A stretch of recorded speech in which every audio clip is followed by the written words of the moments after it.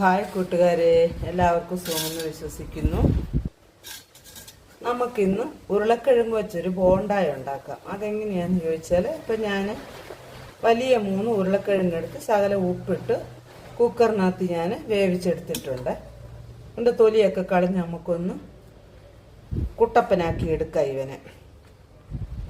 നമുക്കിതൊന്ന് മാഷ് ചെയ്ത് എടുത്തിട്ട് ബാക്കി കാര്യപരിപാടിയിലേക്ക് പോകാം. നമുക്ക് ആദ്യം ഇതിൻ്റെ തൊലി കളഞ്ഞെടുക്കാം.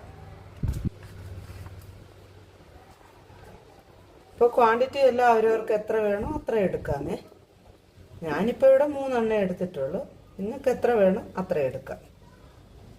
കുക്കറിനകത്ത് ശകലം ഉപ്പിട്ട് നമ്മൾ വേവിക്കുമ്പോൾ ഉരുളക്കിഴങ്ങിലാണെങ്കിൽ നന്നായിട്ട് ഉപ്പ് പിടിക്കും. നമ്മൾ വേവിച്ച് കഴിഞ്ഞിട്ട് ഉപ്പിട്ടാൽ അത്ര ടേസ്റ്റ് വരത്തില്ല, അതുകൊണ്ടാണ്.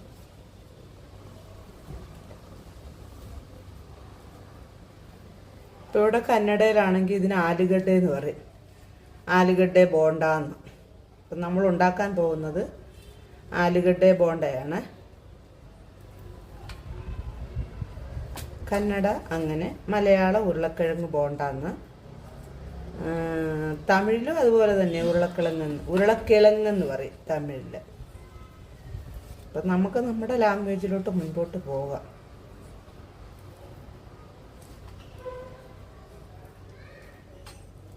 അങ്ങനെ ഞാനിതിന് പൊടിച്ചെടുത്തിട്ടുണ്ട്. നമുക്കിതിനെ ഒന്ന് ഉടച്ചെടുക്കാം.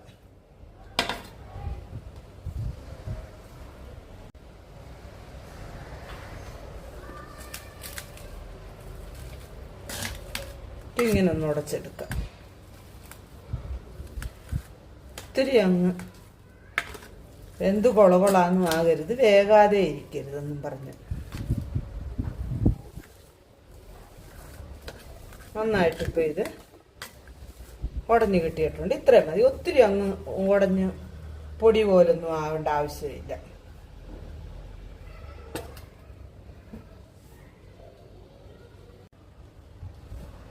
അങ്ങനെ ഉരുളക്കിഴങ്ങെല്ലാം ഞാനിവിടെ പൊടിച്ചെടുത്തിട്ടുണ്ട്. ഇനി നമുക്കിതിലേക്ക് ആവശ്യമായ ഇൻഗ്രീഡിയൻ്റ് എന്താണെന്ന് ചോദിച്ചാൽ, ചെറുതായി അരിഞ്ഞ് സവാളയൊക്കെ നമ്മുടെ ആവശ്യത്തിനിടാതെ. ഞാനിപ്പോൾ 2 സവാള അരിഞ്ഞിട്ടുണ്ടായിരുന്നു. 2 സവാള നമുക്ക് എത്ര ക്വാണ്ടിറ്റി വേണോ അത്ര എടുക്കാം. ചെറുതായി അരിഞ്ഞ പച്ചമുളക്, കറിവേപ്പില, ഇത് പച്ചമുളകും മല്ലിയിലയും ചെറുതായി അരിഞ്ഞത്, അത് നമുക്ക് ഇതിൻ്റെ കൂടെ ഇട്ട് കൊടുക്കാം. ഇപ്പം നമ്മൾ ഉപ്പിട്ടാണ് ഓൾറെഡി വേവിച്ചത്. എന്നാലും ഒരു ശകലം കൂടെ ഉപ്പിടണേ, ഉപ്പ് തികയത്തില്ല. ഒരു ശകലം കൂടെ ഉപ്പിട്ടിട്ടുണ്ട്. പിന്നെ നമുക്ക് ഒരു ശകലം മുളക് പൊടി, ഞാനിപ്പോൾ ഒരു 1/4 ടീസ്പൂൺ മുളക് പൊടി എരിവിന് വേണ്ടി ഇടുന്നുണ്ട്. ശകലം മഞ്ഞപ്പൊടി,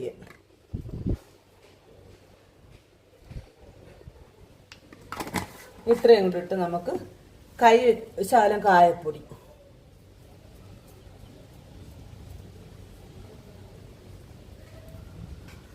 നമുക്കിതെല്ലാം കൂടെ കൈവച്ച് തന്നെ ഒന്ന് ഇളക്കി കൊടുക്കാം.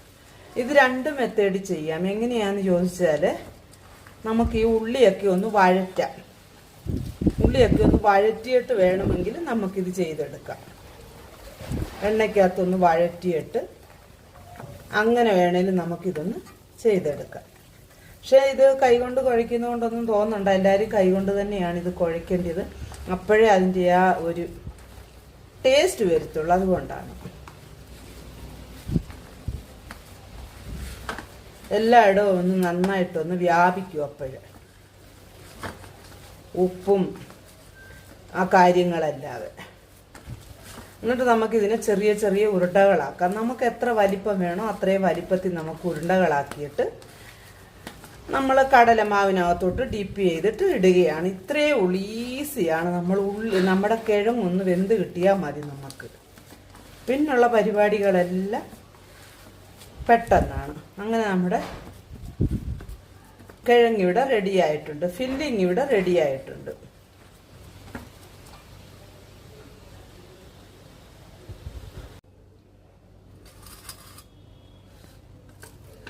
ഇപ്പം നമുക്കിതിനെ ചെറിയ ഉരുണ്ടകളാക്കിയിട്ട് നമുക്ക് ഒരു പാത്രത്തിലോട്ട് മാറ്റി വയ്ക്കാം.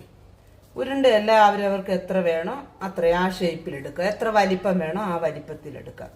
ഞാനിപ്പോൾ ഇവിടെ ഈ വലിപ്പത്തിലാണ് എടുത്തിരിക്കുന്നത്. ഇങ്ങനെ ഉരുണ്ട പിടിച്ച് എടുക്കാം.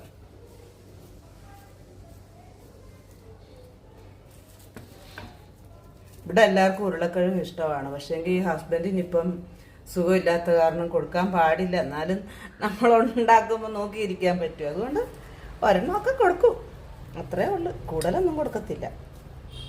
അപ്പം അങ്ങനെ ഇതെല്ലാം ഉരുള പിടിച്ചെടുക്കാം.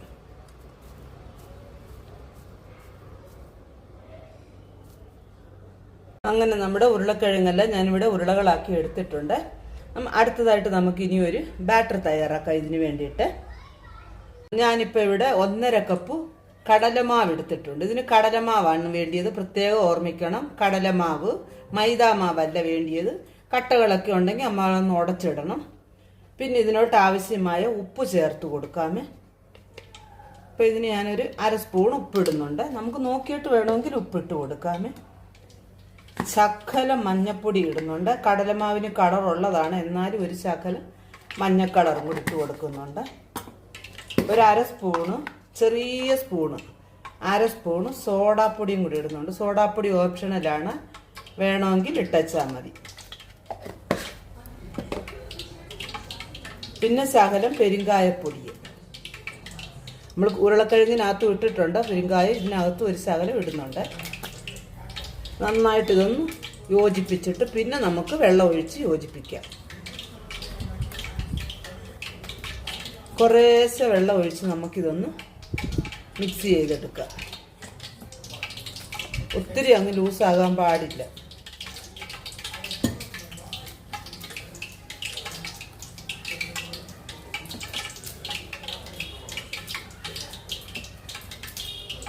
ശകലം കൂടെ വെള്ളം ഒഴിച്ച് കൊടുക്കാം.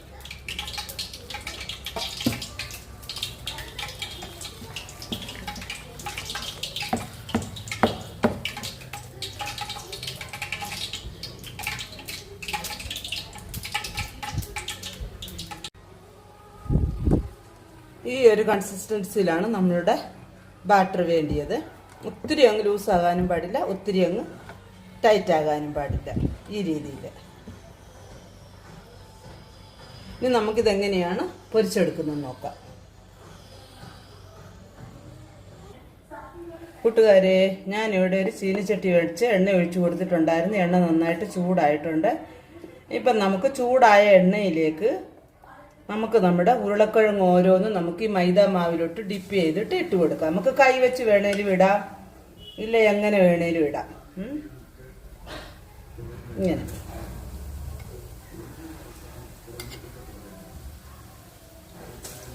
നമുക്കെല്ലാം ഇങ്ങനെ ഉണ്ടകൾ ഇട്ട് കൊടുത്ത് നമുക്കിങ്ങനെ പൊരിച്ചെടുക്കാം.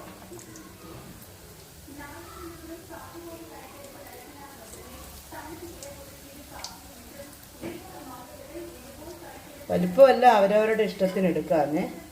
ഞാനിപ്പോൾ ഇച്ചിരി വലുതായിട്ട്, നമ്മുടെ വീട്ടാവശ്യത്തിനല്ലേ, അപ്പം നമുക്ക് ഇച്ചിരി വലുതായിട്ട് എടുക്കാം. നമുക്ക് ഇതുപോലെയെല്ലാം വേവിച്ചെടുക്കാം.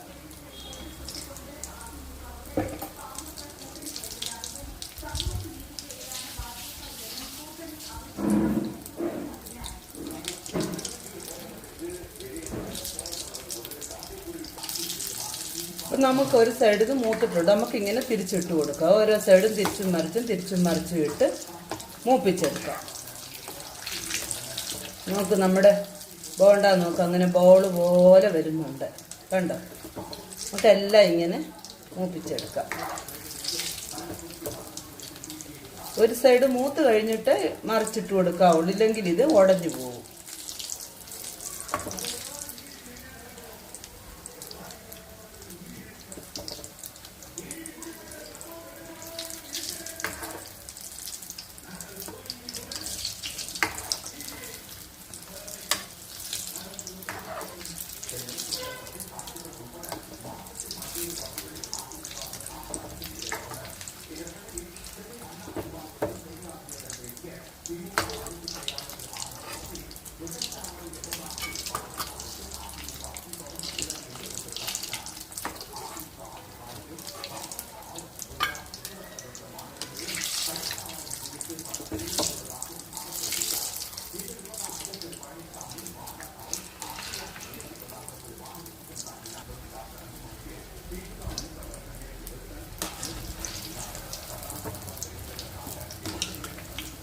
കൂട്ടുകാരെ, അങ്ങനെ നമ്മുടെ ഉരുളക്കിഴങ്ങ് ബോണ്ട ഇവിടെ റെഡി ആയിട്ടുണ്ട്.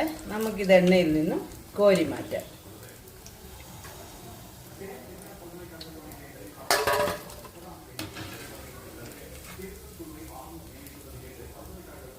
എണ്ണയൊന്നും ഒത്തിരി നമുക്ക് എണ്ണയൊന്നും ചിലവാകത്തില്ല ഇതുണ്ടാക്കുന്നതിന്.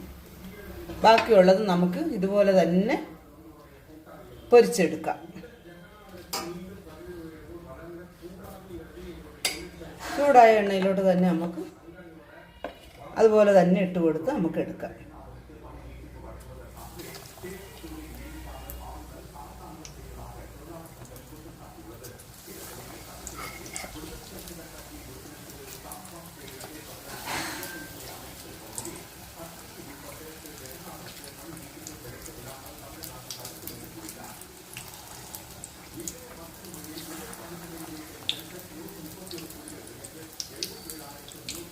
ഞങ്ങളുടെ അച്ഛൻ അവിടെ ഉരുളക്കിഴങ്ങ് ബോണ്ടായിക്ക് വെയിറ്റിംഗാണ്.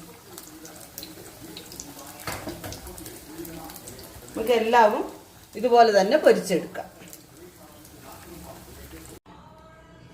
ഗൈസ്, അങ്ങനെ നമ്മുടെ ഉരുളക്കിഴങ്ങ് കൊണ്ടുള്ള ബോണ്ട ഇവിടെ റെഡി ആയിട്ടുണ്ട്. അടിപൊളിയായിട്ടുണ്ട്. നോക്കൂ, ചൂടാ കണ്ടോ, നല്ല സോഫ്റ്റാണ്. എല്ലാവരും ഒന്ന് ചെയ്ത് നോക്കണം. ഇപ്പം മഴയും വെള്ളവും തണുപ്പും ഒക്കെ അല്ലേ, അപ്പോൾ കുത്തിയിരുന്ന് തിന്നാനൊക്കെ അങ്ങ് തോന്നും. കണ്ടോ, അടിപൊളിയായിട്ട് വന്നിട്ടില്ലേ? എല്ലാവരും ഒന്ന് ചെയ്ത് നോക്കുക. റെസിപ്പി ഇഷ്ടമായാൽ ലൈക്ക് ചെയ്യുക, ഷെയർ ചെയ്യുക, എന്നെ ഒന്ന് സബ്സ്ക്രൈബ് ചെയ്ത് സപ്പോർട്ട് ചെയ്യുക. വീണ്ടും ഒരു നല്ല റെസിപ്പിയുമായി വീണ്ടും കാണാം. Bye bye.